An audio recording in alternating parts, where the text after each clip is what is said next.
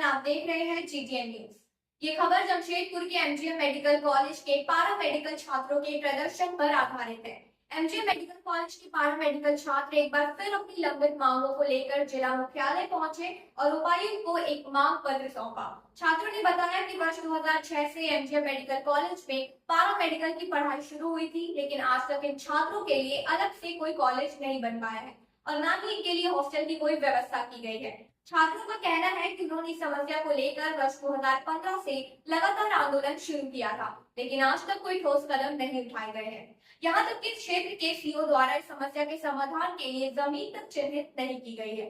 इन छात्रों का कहना है कि उनका शैक्षिक जीवन कठिनाइयों से भरा हुआ है। एक तरफ जहाँ उन्हें अपनी पढ़ाई के लिए जरूरी सुविधाएं उपलब्ध नहीं है, वहीं दूसरी तरफ जो छात्र बाहर से शिक्षा प्राप्त करने के लिए आते हैं, उनके हॉस्टल की अनुपस्थिति में निजी किराए के घर में रहना पड़ता है, जिससे उनकी शिक्षा में और भी विघ्न उत्पन्न होते हैं। छात्रों ने अपनी समस्याओं का समाधान जल्द से जल्द करने की मांग की है। उन्होंने प्रशासन से अनुरोध किया है कि उनके लिए अलग पारा मेडिकल कॉलेज, हॉस्टल और लाइब्रेरी की व्यवस्था की जाए, ताकि उनके शिक्षा में कोई बाधा न आए और वे अपनी पढ़ाई में ध्यान केंद्रित करें। हम अंजलि कुमारी है। ठीक है, आप लोग कहाँ से आए हैं? सर हम लोग एमजीएम कॉलेज से आए हैं, जमशेदपुर। ठीक है, बताइए क्या मामला क्या है, पूरा किस मामले मांग को लेकर?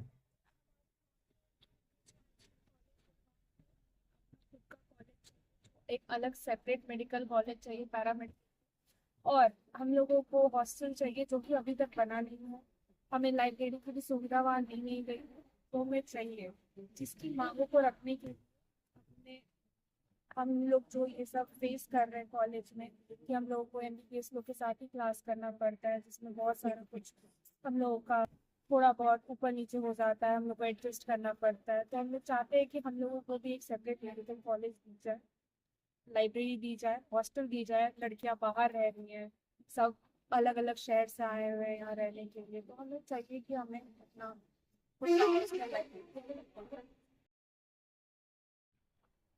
हम लोग आए थे राजकीय पैरामेडिकल संस्थान एमजीएम मेडिकल कॉलेज जमशेदपुर। ये वर्ष 2006 से चल रही है, सरकार द्वारा चलाई जा रही है, लेकिन वर्षों से हम लोग इसका डिमांड कर रहे हैं कि पैरामेडिकल के प्रॉपर इंफ्रास्ट्रक्चर, बुनियादी सुविधा जो होती है, जैसे हॉस्टल हो गया प्राथमिकता, कॉलेज, लाइब्रेरी, जो अपना प्रॉपर जो बेसिक चीज रहता है, उसको डिमांड को लेकर वर्ष 2013 में हम लोग इसी डीसी कार्यालय जमशेदपुर के बाहर हम लोग भूख हड़ताल में बैठे हुए थे। यहाँ पर 3 दिन भूख हड़ताल की गई, फिर राजभवन घेराव किए और छोटे छोटे बहुत सारे आंदोलन किए। उसके बाद 2015 में सरकार द्वारा 5 एकड़ का जमीन चिन्हित करके 5 एकड़ में जमीन में 5 करोड़ की लागत से ये पैरामेडिकल कॉलेज बनाने के लिए निर्णय लिया गया। आज दुर्भाग्य की स्थिति यह है कि राज्य के तीनों मेडिकल कॉलेज यानी रिम्स में बिल्डिंग बनकर तैयार है, पीएमसीएच में बिल्डिंग बनकर तैयार है। आज दुर्भाग्य है जमशेदपुर के लिए कि यहाँ की आज सीओ साहब आज जमीन ही चिन्हित नहीं कर पाए। अगर आज जगह चिन्हित करके देते 2015 से आज के डेट में बिल्डिंग बनकर तैयार रहता। लेकिन हम ये आपको बताना चाहते हैं कि सीओ साहब इतना जमशेदपुर के लापरवाही हो गए हैं कि आज तक जगह चिन्हित नहीं कर पाए। और यही यदि आम आदमी बिल्डर के लिए जगह चिन्हित करना रहता तो किसी रैयत का गर्दन पकड़ देते हैं। ये आप लोग भी न्यूज के माध्यम से देखे होंगे, लेकिन सरकारी आज कॉलेज बनाने के लिए सरकार के पास जगह ही चिन्हित नहीं है। इससे हम लोग काफी दुखी है।